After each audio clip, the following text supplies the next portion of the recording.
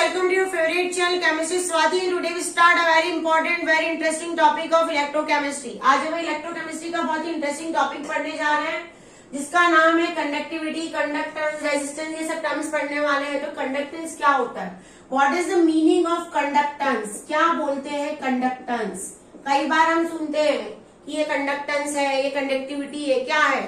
Physics में भी आप लोगों ने इसे पढ़ा होगा कंडक्टेंस क्या होता है। जैसे मैंने एक मेटेलिक रॉड, एक कोई रॉड ली, इस रॉड को मैंने इस जगह से हीट किया, थोड़े टाइम के बाद क्या होगा, यहाँ पे भी मुझे हीट फील हो जाएगी। जैसे मैं यहाँ से टच करूंगी तो मुझे हीट लगेगी। तो मतलब कि जो हीट है वो यहाँ से यहाँ ट्रांसफर हुई।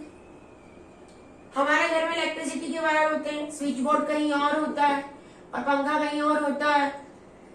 हम जैसे यहाँ से बोर्ड ऑन करते, पंखा से चालू हो जाता है, हमारा रोटेट होता है। तो मतलब कि इलेक्ट्रिसिटी यहाँ से यहाँ ट्रांसफर हुई। तो कौन इसको ट्रांसफर करता है, जो ट्रांसफर करने की कैपेसिटी है इलेक्ट्रिसिटी की, वही सब्सटेंस कहलाते हैं कंडक्टेंस।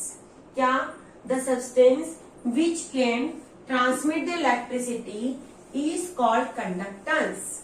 क्या डेफिनेशन है कंडक्टेंस की? कंडक्टेंस का मतलब क्या है, the substance which can transmit the electricity, जो इलेक्ट्रिसिटी को ट्रांसमिट करे वो कहलाते हैं कंडक्टेंस।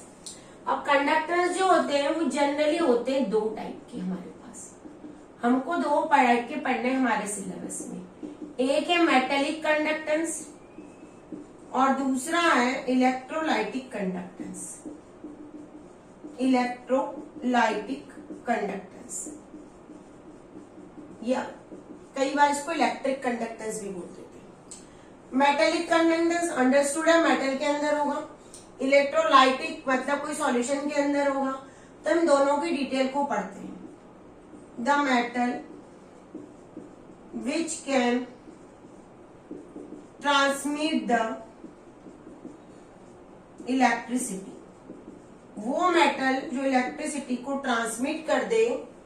द मेटेलिक सब्सटेंस लिखते तो ज्यादा अच्छा होगा, आप लोग और समझ में आ जाएगा। The metallic substance which can transmit the electricity. यहाँ पे the electrolytic solution which can transmit the electricity, जो इलेक्ट्रिसिटी को ट्रांसमिट कर दे वो सब्सटेंस, सॉल्यूशंस, वो कहलाते हैं इलेक्ट्रोलाइटिक सब्सटेंस। अब जो मेटेलिक कंडक्टर है वो किस पर डिपेंडेंट होगा, भाई कुछ तरीके होंगे मेटेलिक कंडक्टर के। तो हमको नेक्स्ट पढ़ना है कि मेटेलिक कंडक्टर कौन कौन से फैक्टर पे डिपेंड करता है, दोनों के बीच में डिफरेंट क्या है। इसको नोट कर लीजिए आप लोग, सबने नोट कर लो, हो गया नोट। चलिए अब मेटेलिक कंडक्टर जो होते हैं, मैंने कहा जो मेटल होती है वो इलेक्ट्रिसिटी को ट्रांसमिट करती है। तो मेटल के अंदर कौन होते हैं, जैसे सोडियम मेटल है, पोटेशियम मेटल है, सिल्वर मेटल है, हम बात करते हैं। तो जितनी भी मेटल्स है, ये सभी मेटल्स के अंदर क्या होते हैं, इन सभी मेटल्स के अंदर होते हैं इलेक्ट्रॉन। तो मतलब कि इलेक्ट्रॉन पे डिपेंडेंट होगा ये।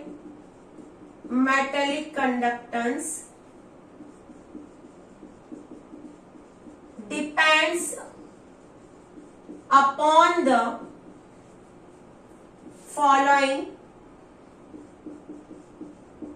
factors, इन फैक्टर्स पे ये डिपेंड होता है। एक होता है नेचर ऑफ मेटल, मेटल का जो नेचर है उस पर डिपेंड करेगा कि कैसा है नेचर मेटल का।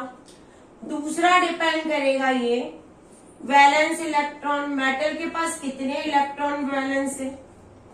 तीसरा डिपेंड करेगा डेंसिटी ऑफ मेटल, मेटल की डेंसिटी कैसी है। और फोर्थ है टेम्परेचर, क्या है, टेम्परेचर। इन सभी पे डिपेंड करेगा मेटेलिक कंडक्टर। अब मेटेलिक कंडक्टर और इलेक्ट्रोलाइटिक कंडक्टर में बेसिक डिफरेंस क्या है, इसको नोट कीजिए। इसमें डिफरेंस पढ़ लेते हैं पहले कि मेटेलिक कंडक्टेंस और इलेक्ट्रोलाइटिक कंडक्टेंस के बीच में क्या डिफरेंस होने चाहिए, हमारे पास क्या डिफरेंस है। मेटेलिक कंडक्टेंस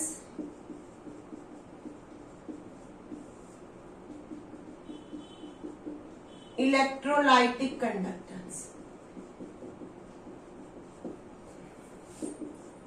इसमें कौन इलेक्ट्रिसिटी ट्रांसमिट करेगा? इलेक्ट्रॉन। तो यहां पे लिखेंगे electricity can be transmitted by electrons. यहां पे कौन ट्रांसमिट करेगा? इलेक्ट्रोलाइट है तो आयंस ट्रांसमिट करेंगे। Electricity can be transmitted by ions. यहां पे कोई रिएक्शन होगी क्या? जैसे हमने कहा सोडियम है, इसके अंदर 11 इलेक्ट्रॉन है, 281, और हमने कहा ये एक इलेक्ट्रॉन इलेक्ट्रिसिटी को ट्रांसमिट करने वाला है। कोई केमिकल ऐसा डिकम्पोजिशन होगा क्या? नहीं। तो मेटालिक कंडक्टेंस के अंदर कोई केमिकल डिकम्पोजिशन नहीं होगा। There is no chemical decomposition. इसके अंदर कोई भी केमिकल डिकम्पोजिशन कभी नहीं होगा। इसमें होगा जैसे सपोज हमने NaCl लिया है तो हम NaCl में Na+ और Cl नेगेटिव में ब्रेक होगा, मतलब इसका डिकम्पोजिशन होगा। तो क्या लिखेंगे? Second point, there is chemical decomposition takes place. यहाँ पे केमिकल डिकम्पोजिशन होगा। अब आप सभी को पता है कि जगह हम किसी मेटल में से कोई इलेक्ट्रॉन निकालते हैं, जैसे ये एक इलेक्ट्रॉन को निकाला तो 2 और यहाँ पे एक बन जाएगा खाली शेल जिसके अंदर होगा पॉजिटिव चार्ज, इसको बोलते हैं कर्नेल। तो यहाँ पे इलेक्ट्रॉन और कर्नेल के बीच में क्या होगा? इंटर रिएक्शंस होगा। तो यहाँ पे हम लिखेंगे देयर इज इंटर रिएक्शन और resistance create bye kernel and electron. यहाँ पे NaCl को किसके अंदर डाला हमने? NaCl को हमने पानी के अंदर डाला। जैसे पानी है, यहाँ पे वाटर है, क्या है? NaCl के साथ वाटर है। तो वाटर अगर है तो वाटर भी H+ और OH नेगेटिव में टूटेगा। कई बार ऐसा होगा कि Na+ के आजू बाजू सभी जगह OH नेगेटिव आ जाएगी। तो यहाँ पे पोलर, यहाँ पे क्या होगा? Solute solute solute solvent solvent solvent interaction होंगे। तो 2-3 प्रकार के इंटरेक्शन होंगे। सॉल्यूट सॉल्यूट, सॉल्यूट के पास ही सॉल्यूट आ गया, सॉल्यूट सॉल्वेंट, सॉल्वेंट और सॉल्यूट दोनों साथ में आ गए, सॉल्वेंट सॉल्वेंट इंटररिएक्शंस। ऐसे इंटररिएक्शंस यहाँ पे हो सकते हैं जिससे क्या हो जाएगा? जिससे करंट फ्लो में प्रॉब्लम हो सकती है। इसके बाद टेम्परेचर का इफेक्ट पड़ेगा, बिल्कुल पड़ेगा। इनका टेम्परेचर बढ़ाने से क्या हो जाएगा? रुक जाएगी रिएक्शन। टेम्परेचर का इनवर्सली प्रोपोर्शनल होगा। यहाँ पे ये टेम्परेचर से इनवर्सली प्रोपोर्शनल होगा और ये टेम्परेचर से डायरेक्टली प्रोपोर्शनल होगा, याद रखना। तो ये कुछ बेसिक डिफरेंस हमने पढ़ लिए हैं, उसको समझिए, जो कि हमको इस चैप्टर के आगे के टॉपिक को समझने के लिए जरूरत पड़ेगी। सभी को फिजिक्स में पता होता है रेजिस्टेंस क्या है, पता है ना सबको क्या होता है रेजिस्टेंस, कंडक्टेंस क्या है, कंडक्टिविटी क्या है। तो हम इसको यहाँ पे एक बार समझते हैं कि रेजिस्टेंस क्या होता है, कंडक्टिविटी क्या होती है। ये आप लोगों ने थोड़ा बहुत फिजिक्स में जरूर पढ़ा है, लेकिन हमको एक बार इसको केमिस्ट्री के टर्म में भी समझना जरूरी है कि आखिर ये प्रोसेस क्या होती है और हमको यहाँ पे इसकी रिक्वायरमेंट क्यों है। रेजिस्टेंस किसको बोलते हैं? What is the meaning of resistance? 9th में भी पढ़ा है, 12th में भी पढ़ा है। जो करंट के फ्लो का अपोज करे, जो क्या क्रिएट करे? Obstructions. The obstructions to flow the current. Current के फ्लो का क्या करे? ऑब्स्ट्रक्शंस, क्या रुकावट हिंदी में कहते हैं, वो कहलाता है रेजिस्टेंस। रेजिस्टेंस को इंडिकेट किससे करते हैं? आर। इसके एसआई यूनिट क्या होती है? ओम। इसकी एसआई यूनिट होती है ओम। ऐसा बना भी दिया जाता है कई बार कि ये ओम है, सबको पता ही। आर का फॉर्मूला क्या होता है? R into L, R is equal to rho into L upon A, ऐसा होता है। दूसरी चीज यहाँ पे हमारे पास है कंडक्टेंस।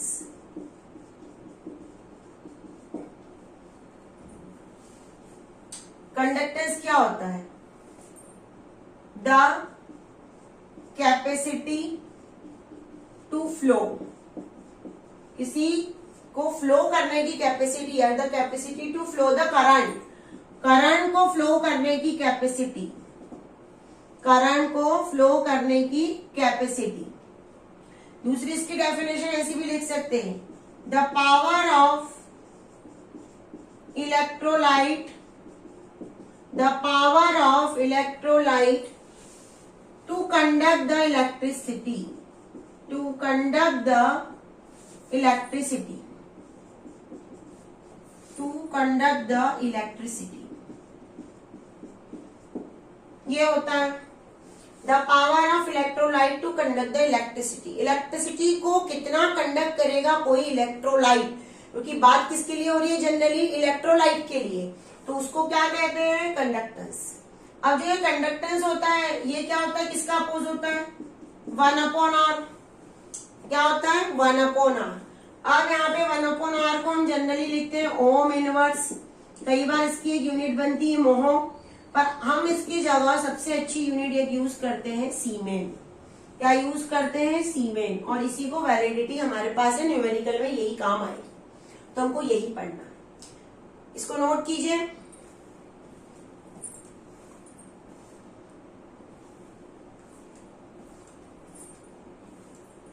अब इसके बाद एक बहुत बढ़िया हमारा एक टॉपिक है कंडक्टिविटी। देखो डेफिनेशन यहाँ पे बनाएंगे, resistivity is the resistance when length is 1 centimetre and area is 1 centimetre square of solution. उस सॉल्यूशन में जो आपने लिया हुआ है उसमें लेंथ कितनी है? 1 सेंटीमीटर, एरिया कितना है? 1 सेंटीमीटर स्क्वायर, तो रेजिस्टिविटी ही रेजिस्टेंस कहलाएगा। Resistivity is the resistance when length is 1 centimeter and area is 1 centimeter square cube। ये हो गया, रो इज इक्वल टू आर बन गया। हो गया सबका? सबका हो गया। अब आएगा हमारा कंडक्टिविटी। थोड़ा सा क्या हो गया था, रेजिस्टिविटी और कंडक्टिविटी में लिखने में वो प्रॉब्लम हो गई थी, कंफ्यूजन हो गया। अब आएगा कंडक्टिविटी। क्या होता है कंडक्टिविटी? ध्यान दो, व्हाट इज द कंडक्टिविटी, किसको बोलते हैं कंडक्टिविटी? 1/ρ, रेजिस्टिविटी का रिवर्स, इनवर्स, उसको कहते हैं कंडक्टिविटी। अब ये कंडक्टिविटी जो होती है हमारी, ध्यान दो, कंडक्टिविटी को डिनोट किया जाता है कप्पा से। क्या बोलते हैं? कप्पा। प्रोनाउंसिएशन में चेंज हो सकता है 1/ρ। अब रो अभी हमने कहा किसके बराबर है? अभी थोड़ी देर पहले ही कहा R × A/L, ये बताया हमने। तो हम यहाँ पे इसको लिख सकते हैं, क्या लिख सकते हैं? 1/R × A × L, ऐसा लिख सकते हैं, यही है। अब 1/R क्या है हमारे पास? What is 1/R? कंडक्टेंस। तो यहाँ पे 1/R को हम क्या लिखेंगे? Conductance into L/A। ये जो कंडक्टेंस ये किसके बराबर है? ये कंडक्टेंस किसके बराबर है? अभी हमने कहा कि ये कंडक्टेंस क्या होता है? 1/R के बराबर है, इसलिए इसको कंडक्टेंस लिख लिया। तो ये हमारा फॉर्मूला आ गया, conductor kappa is equal to conductance into L/A। अब कंडक्टेंस जो होता है इसका मैंने आपको ऐसा यूनिट बताया था सीमेन। लेंथ सेंटीमीटर और एरिया सेंटीमीटर स्क्वायर, ये हो गया।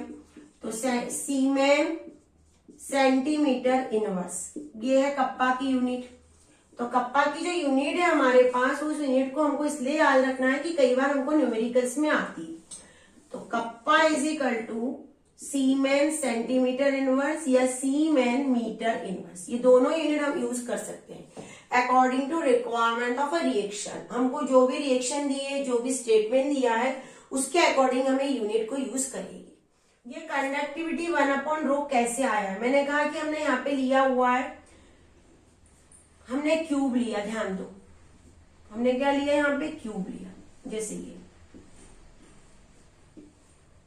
अब ये क्यूब की एरिया को हमने क्या माना 1 सेंटीमीटर, इसकी पूरी लेंथ को हमने 1 सेंटीमीटर माना। तो हम यहां से कंडक्टिविटी का एक नया फॉर्मूला बना सकते हैं। कैसे बना सकते हैं, ध्यान दो, एक नया यानी कि एक डेफिनेशन समझ सकते हैं। हमने यहाँ पे पूरा क्या लिया है 1 सेंटीमीटर सब जगह, लेंथ ब्रेड और एरिया तीनों चीजें क्या ली 1 सेंटीमीटर। तो हम क्या लिखेंगे, conductivity is the conductance of 1 centimetre cube of a solution of an electrolyte. एक कोई सॉल्यूशन है, उसमें हमने इलेक्ट्रोलाइट फिल किया है, जैसे यहाँ पे है हमारा इलेक्ट्रोलाइट, क्या है यहाँ पे हमारा इलेक्ट्रोलाइट, और उस सॉल्यूशन के इलेक्ट्रोलाइट में हमने वॉल्यूम क्या माना 1 सेंटीमीटर क्यूब। कंडक्टिविटी मैंने क्या 1/ρ, 1/ρ को हमने अभी लिखा, क्या लिखा हमने 1/r इंटू यहाँ पे a और यहाँ पे l, ये L भी 1 है A भी 1 है, 1/r अलग कर दिया, L/a अलग कर दिया, 1/r को मैंने लिख दिया कंडक्टेंस, और L/a की जगह दोनों की जगह 1 आ जाएगा, और ये है हमारा कंडक्टिविटी जिसको मैंने नाम दिया कप्पा। तो कंडक्टिविटी ही कंडक्टेंस बन जाएगा जब हमारा एरिया वॉल्यूम सब क्या रहेगा 1 सेंटीमीटर क्यूब के लिए। इसको नोट कीजिए।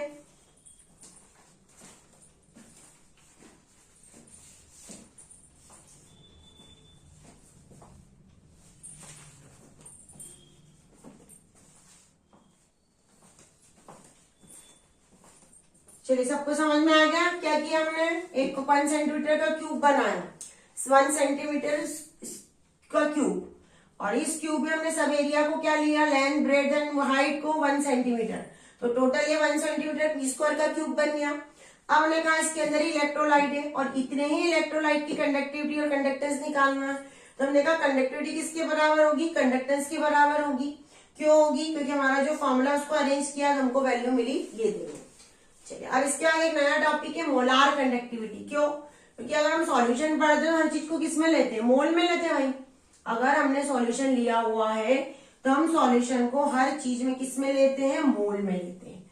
हमारा एक पैटर्न है कि हर चीज को मोल में पढ़ो, हमारी एक थिंकिंग बन गई है, क्योंकि मोल सबसे ज्यादा स्टैंडर्ड है।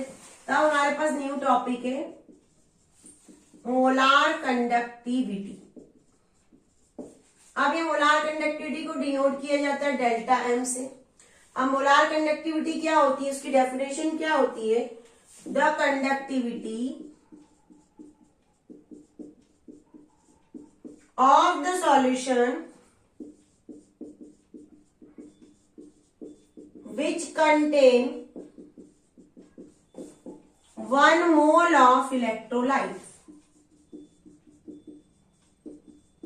ऐसा इलेक्ट्रोलाइट जिसके अंदर क्या हो, सॉल्यूशन के अंदर के, जैसे हमने एक सॉल्यूशन लिया है, इस सॉल्यूशन के अंदर हम, ये सॉल्यूशन हमारा क्या है इसके अंदर 1 मोल इलेक्ट्रोलाइट है, हमको पता है 1 मोल ऑफ इलेक्ट्रोलाइट इसके अंदर प्रेजेंट है, और इसकी हमने कंडक्टिविटी देखी, इसके अंदर कंडक्टिविटी चेक की, तो वो कहलाएगी मोलार कंडक्टिविटी।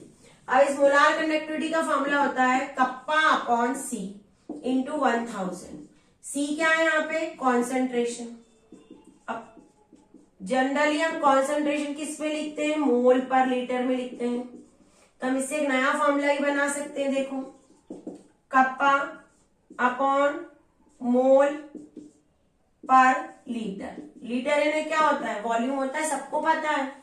तो kappa upon mole into litre ऊपर चले जाएगा, मतलब वॉल्यूम आ जाएगा। ध्यान दो इधर, अब मोल कितना लिया, मैंने माना 1 ही मोल है मेरे पास, n = 1 है, तो यहाँ पे एक फॉर्मूला बनेगा delta m = kappa into V, और मोल की वैल्यू आ जाएगी 1, तो lambda m = kappa into V. और इस फॉर्मूले का हम यूज ऐसे नहीं करेंगे, इस फॉर्मूले का यूज हम कैसे करेंगे, इस फॉर्मूले का यूज हम नए तरीके से करेंगे। कैसे करते हैं, ध्यान दो इधर, मैंने फॉर्मूला तो बना लिया delta m = kappa into V. अब ये जो v है वो कितना है, हमने बात की 1 सेंटीमीटर क्यूब की, भाई हमारा वॉल्यूम कितना है 1 सेंटीमीटर क्यूब है। उसी के लिए मोलार कंडक्टिविटी किसके बराबर हो जाएगी, कप्पा के। कप्पा क्या है हमारा, कंडक्टिविटी। तो मोलार कंडक्टिविटी किसके बराबर हो जाएगी, मोलार कंडक्टिविटी किसके बराबर हो जाएगी, कंडक्टिविटी के बराबर हो जाएगी। कब, जब हमारा 1 सेंटीमीटर क्यूब हो।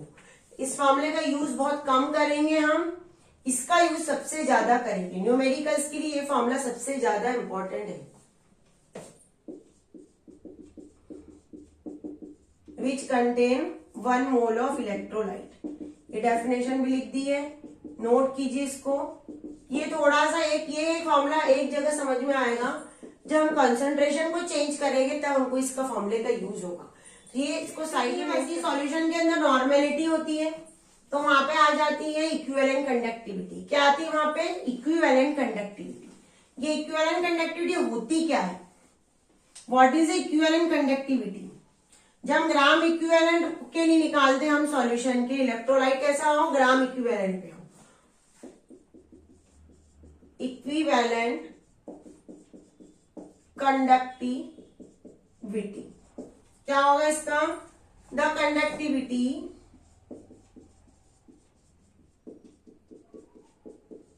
of solution which contain 1 gram of equivalent weight of the electrolyte। Electrolyte का कितना हो, इलेक्ट्रोलाइट में क्या प्रेजेंट हो, 1 ग्राम इक्विवेलेंट प्रेजेंट हो। तो उस कंडीशन में जो सॉल्यूशन की कंडक्टिविटी होगी वो क्या कहलाएगी, equivalent conductivity. 1 gram equivalent present हो, वहां पे हमने पढ़ा था 1 मोल प्रेजेंट हो, वहां पे हमारा क्या था 1 मोल, यहाँ पे क्या है 1 ग्राम इक्विवेलेंट। ये है दोनों में डिफरेंस। इसको लिखेंगे ई क्यू, यहाँ पे भी लिखेंगे कप्पा इंटू यहाँ पे सी इक्विवेलेंट लिख दिया मैंने, यानी इक्विवेलेंट कंडक्टिविटी इंटू 1000। ये इसका फॉर्मूला होगा। अब इसके बाद मुझे बताओ कि हमने जैसे कोई डिफरेंट सॉल्यूशन लिए, इलेक्ट्रोलाइट की कॉन्सेंट्रेशन को मैंने चेंज कर दिया। कैसे कर दिया देखो, इसको नोट कर लीजिए आप लोग वीडियो को पॉज करके सब। जैसे मैंने कोई एक कंडक्टिविटी सेल बनाया, उस सेल में मैंने 2 रॉड लगा दिए, एक कैथोड एक एनोड, सबको पता है। सॉल्यूशन फिल कर दिया, ये हमारा सॉल्यूशन है। 2 रॉड लगा दिए, यहाँ पे सॉल्यूशन भर दिया। इस रॉड की एरिया क्या है, ए। दोनों के रॉड के बीच में, यानी रॉड क्या है, मेटेलिक रॉड है, कैथोड एनोड होगा, दोनों के बीच की डिस्टेंस, ये क्या है डिस्टेंस, और ये क्या है एरिया, किसका है, रॉड का। सॉरी, ये रॉड और ये डिस्टेंस फिक्स रहेगी। इसमें मैंने एक बार 0.02 m डाला, एक बार 0.05, एक बार 0.01, अलग अलग कॉन्सेंट्रेशन KCl की ली। लेकिन A और L की वैल्यू क्या होगी, फिक्स कर दी हमने, सेटअप फिक्स कर दिया। ये जो रहता है इसको हम कहते हैं कंडक्टिविटी सेल। क्या बोलते हैं, कंडक्टिविटी सेल। इसको हम बोलते हैं कंडक्टिविटी सेल। तो किसी भी कंडक्टिविटी सेल में जनरली हम मान के चलते हैं, कोई भी कंडक्टिविटी सेल हो, कंडक्टिविटी सेल में लेंथ और एरिया क्या है, फिक्स। तो conductivity cell is equal to हम क्या लिखते हैं, L/A। ये फिक्स है किसी भी सेल के लिए, कांस्टेंट वैल्यू है। ये वैल्यू क्या कहलाएगी, कांस्टेंट। क्या लिखते हैं इसको, सेल कांस्टेंट। क्यों, क्योंकि सेल की बड़ी बात कर रहे हैं, L/A।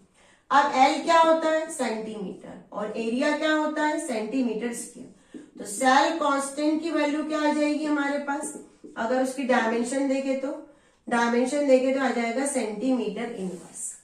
अब थोड़ी देर पहले हमने यहाँ पे एक जगह L/A को लिया था, अगर आप लोगों को याद हो तो, थोड़े टाइम पहले ही हमने लिया था।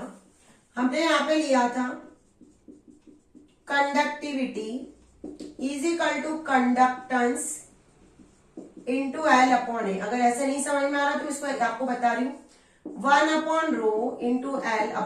अपन ये लिया था 1/r इंटू L/A। अब 1/r हमारा क्या है, कंडक्टेंस है। L/A को हमने अभी क्या नाम दिया, सेल कांस्टेंट। अब भी जस्ट हमने कहा ये सेल कांस्टेंट है, इसकी वैल्यू फिक्स है। और ये क्या है हमारा, कंडक्टिविटी।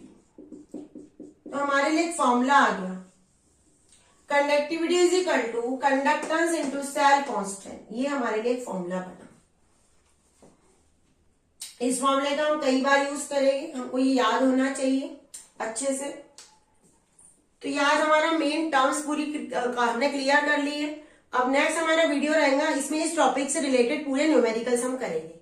पूरे एनसीईआरटी के न्यूमेरिकल्स हम पूरी करने की कोशिश करेंगे कि आपके हर तरह के प्रॉब्लम को सॉर्ट आउट हो जाए। तो हमसे हमेशा कनेक्ट कर जुड़े रहिए। अगर कोई डाउट्स रहा है आपके लिए तो कमेंट्स बॉक्स आपके लिए हमेशा खुला हुआ है, कमेंट्स बॉक्स में अपने डाउट करिए।